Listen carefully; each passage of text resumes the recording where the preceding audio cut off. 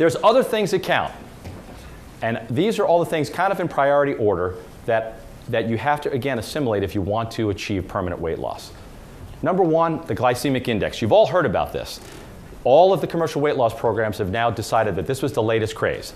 It would almost get you to think that, oh, if somehow I eat good carbs, I'll just magically lose weight. Well, the same rules apply for them. It's all just calories in and calorie out. It doesn't make any difference whether the carbs are good or bad. It's how many calories are in them. But they do have some shred of truth in there. What it is, and you'll see this, and I guarantee you'll see this today. When we eat a high glycemic load diet, what happens is, because our body, remember, early man didn't have any of this kind of stuff. He just had good, wholesome food.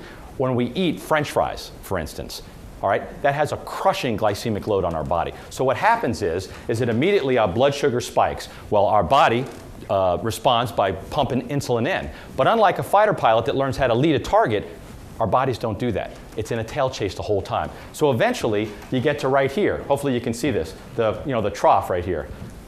This thing stinks. Okay, right here, right about here, okay? And what happens is, and look around the building here today, you'll see this. What people will do is they're managing their energy levels with food.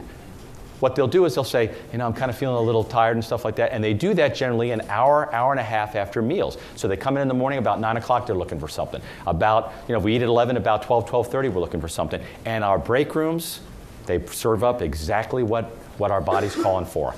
High calorie density, high glycemic load foods. We go in there, we pump $1 in there, pull the money out, eat it, immediately, boom, our blood sugar comes back up again. The only problem is that we just roller coaster all day long. I use 90. For those of you who are diabetics will know, that's kind of like, your blood sugar. I use 90.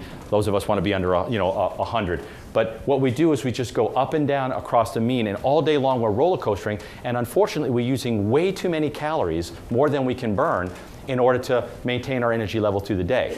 If you eat a proper diet or a low glycemic load diet, what happens is that when you eat vegetables, dairy, unrefined grains, whole grains and stuff like that, your body just trickles the insulin into your bloodstream throughout the whole day. And you're able to maintain a nice energy level through the whole day without constantly feeding your body to go through that cycle. This is a real key for weight loss. I see it in a lot of people that they use this, and the minute they get off of the roller coaster, they realize that they cut their calories tremendously. Next thing, drink choices. Early man only had one drink choice after he was weaned. What was that? Water. That's what your body was designed for. And I probably drink 80% water. I drink some coffee, drink a little fruit juice, and a little red wine at night, and that's the majority of my drink choices. Because there was a gentleman named Barry Popkin. He has done fantastic work, and he says you have separate thirst and hunger mechanisms. Early man didn't want to have water satisfy hunger, and he didn't want to have food satisfy thirst. So we have that separate mechanisms in our body. Soup, believe it or not, is registered as food by the body. Why, we don't know, but it's amazing. So you have to be careful, because in modern day America, you've got drink choices that can easily take you over your 10 or 15% per day. Because remember, you only get 2,000 calories. Yikes. Who's going to Starbucks with me? All right? Look at this. That is something. Now that's whatever the big one is at Starbucks. I can never remember it. They Vente or whatever it is. Yeah, I can never, my Italian is lousy, but 740 calories. I thought to myself, if I ever had to eject out of an airplane and ended up on a desert island or something like that, you could airdrop one of those babies into me every day and I'd live forever. I mean, look at that. I mean, there's some fiber and protein in there, but even 540 milligrams of sodium, right? Now, I don't want to badmouth Starbucks. I'll go to Starbucks with you, but that's what I'm having. Cup of black coffee. I just saved 725 calories.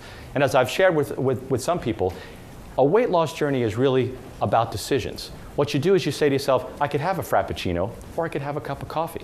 If you make the choice for the cup of coffee, you just put 725 calories in the weight loss bank. And that's what it's all about. It's just making choices. Now, can I do this forever? I love Starbucks coffee, all right? And these days, I probably like it better than a Frappuccino. Although I've had those Frappuccinos. Yikes, they are good. I mean, there's no doubt about it. And they know that.